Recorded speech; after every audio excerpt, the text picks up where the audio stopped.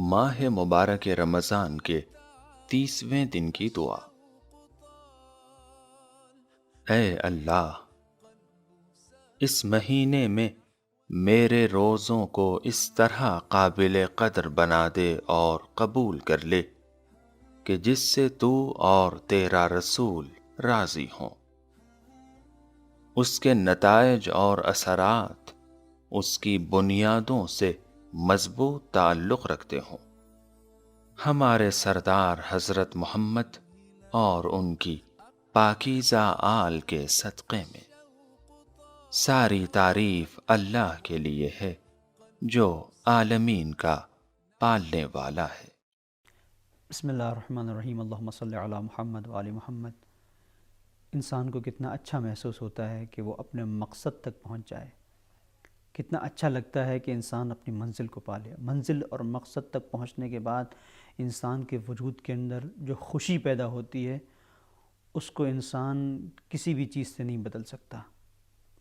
بہت اہم ہے کہ انسان ساری کٹھنائی، ساری پریشانیوں، ساری مشکلات کو طے کرتے ہوئے اپنے مقصد کو پالے، اور جب مقصد تک پہنچ جاتا ہے تو وہ تھکاوٹوں کو بھول جاتا ہے، وہ راہ میں آنے والی پریشانیوں کو فراموش کر دیتا ہے۔ خواجہ عبداللہ انصاری اہدنا الصراط المستقیم کی جہاں پر تفسیر کر رہے ہیں، بڑے لطیف نقطے کی طرف اشارہ کرتے ہیں۔ کہتے ہیں کہ ضروری نہیں ہے جس انسان نے راستے کو دیکھ لیا ہو وہ راستے پر چل بھی پڑے، اور ضروری نہیں ہے کہ جس انسان نے راہ کو تلاش کر لیا ہو وہ منزل کو بھی پا لے۔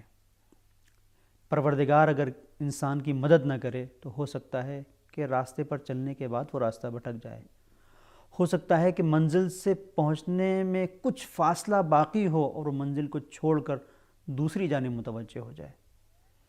ماہ مبارک رمضان میں ہم نے عبادتیں کی، اللہ کی بندگی کی، اور ہم اپنے آپ کو اس مرحلے پر آج پا رہے ہیں کہ آج آخری دن ہے۔ اپنے پروردگار کے حضور ہم دعا کر رہے ہیں، اللہم اجعل صیامی فیہ بالشکر۔ ہم اپنے پروردگار سے چاہتے ہیں کہ پروردگار ہمارے اس روزے کو تو قبول کر لے، اور پھر کس طرح سے قبول کرے؟ علی ما ترضاہ و یرضاہ الرسول، کہ جس طرح سے تو راضی ہو اس طرح سے قبول کر لے، تیرا رسول راضی ہو۔ محکمۃ فروعۃ بالاصول، اس طرح سے کہ اس کی فرعیں، اس کی شاخیں اصولوں سے، اس کی جڑوں سے مستحکم ہوں، مضبوط ہوں۔ یہ دعا جو ہم اپنے پروردگار کے حضور کر رہے ہیں، یہ اس منزل پر ہے کہ جب ہم نے پہلی دعا کی تھی، اگر آپ کے پیش نظر ہو تو ہم نے اپنی پہلے دن کی دعا میں ماہ مبارک رمضان میں ہم نے کہا تھا، اللہم اجعل صیامی فیہ صیام الصائمین، پروردگار ہمارے روزے کو روزے داروں کا روزہ قرار دے۔ وہ منزل تھی جب ہم پہلے دن دعا کر رہے تھے۔ آج ہم 30 دن تک عبادت کرنے کے بعد، بندگی کرنے کے بعد، روزہ رکھنے کے بعد، پروردگار کے حکم پر عمل کرنے کے بعد اپنے آپ کو اس منزل پر لے کے آئیں کہ آخری دن ہم یہ کہہ رہے ہیں کہ پروردگار ہمارے روزے کو تو قبول کر لے جیسا تو چاہتا ہے۔ یہ ماہ مبارک رمضان کی فضا اور یہ نورانیت یقیناً بہت اہم ہے۔ پروردگار نے ہمیں اپنے آپ سے قریب کرنے کے لیے ایک اہتمام کیا ہے۔ رہبر انقلاب اسلامی نے اس کی ایک مثال دی ہے جو ماہ مبارک رمضان کی برکتوں کو سمجھنے کے لیے بہت بہتر ہے۔ آپ فرماتے ہیں کہ جب آپ سفر کرتے ہیں، ٹرین سے ایک جگہ کا سفر کرتے ہیں، بس سے سفر کرتے ہیں، ہو سکتا ہے کہ 24 گھنٹے، 28 گھنٹے، ایک دن، 2 دن آپ کو سفر میں لگیں اور آپ بیٹھے رہیں، لیکن کبھی ایسا ہوتا ہے کہ جب وسیلہ سفر ایک آپ اچھا تلاش کر لیتے ہیں تو یہی جو 48 گھنٹے کا، 24 گھنٹے کا سفر ہے، یہ 2 گھنٹے میں، 1 گھنٹے میں طے پاتا ہے۔ آپ یہی سفر جو ٹرین اور بس سے کر رہے ہیں پلین سے کریں، لیکن اس کے لیے ضروری ہے، آپ کہتے ہیں کہ جو عملہ ہے، جو پلین کا، جو جہاز کا عملہ ہے، جو تمام وہ افراد ہیں کہ جو آپ کی رہنمائی کر رہے ہیں، ان کی باتوں کے اوپر توجہ ضروری ہے۔ آپ کہتے ہیں کہ آپ پلین میں بیٹھے ہوئے ہیں اور ایک ایسی منزل آتی ہے کہ جہاں پر آپ کو آکسیجن کی ضرورت محسوس ہوتی ہے، آکسیجن کے ماسک لٹک رہے ہیں لیکن آپ ان کو لگانا نہیں جانتے یا نہیں لگاتے ہیں، رہ جاتا ہے ایسے ہی۔ نتیجہ یہ ہوتا ہے کہ آپ پلین میں بیٹھے ہیں لیکن دم گھٹ کے آپ اس دنیا سے گزر جاتے ہیں۔ اور یہ کتنی خطرناک منزل ہے کہ انسان جو سفر گھنٹوں کا سفر بہت تیزی کے ساتھ جو طے کر رہا ہے، جو دنوں کا سفر گھنٹوں میں طے کر رہا ہے، وہ سفر ختم ہو جائے اور انسان طے ہی نہ کر سکے، اپنے منزل تک نہ پہنچ سکے، کتنا سخت ہوگا۔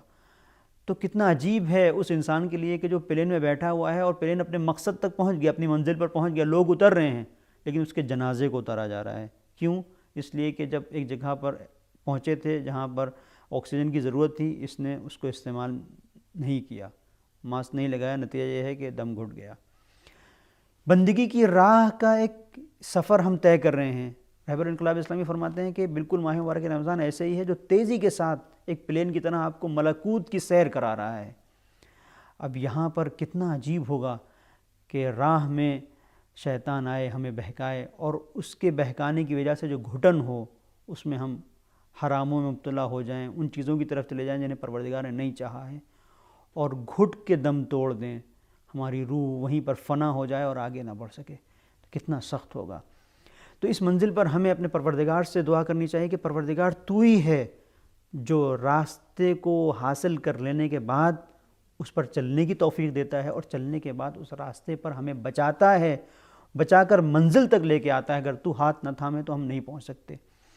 یہاں پر جو ہم نے دعا کے اندر ایک خاص جو اپنے پروردگار سے مطالبہ کیا ہے وہ یہ ہے کہ پروردگار ہماری اس عبادت کو، ہماری اس بندگی کو آج کے دن قبول کر لے، اس مہینے میں قبول کر لے پروردگار، اس طرح سے جس طرح سے تو چاہتا ہے، اور تیرے رسولوں کی، جو تیرے انبیاء ہیں، جو تیرے رسول کی خواہش ہے، اس طرح سے پورا کر لے۔ اور اس منزل پر ہم نے اپنے پروردگار سے کہا کہ محکمۃ فروعۃ بالاصول، جس کی شاخیں، جس کی جڑوں سے وابستہ رہیں، مستحکم رہیں۔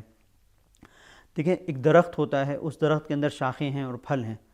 کبھی ایسا ہوتا ہے کہ یہ شاخیں اور پھل خراب ہونے لگتے ہیں، تو اس کی مین بنیادی وجہ ہوتی ہے کہیں ایسا تو نہیں کہ جڑ خراب ہے۔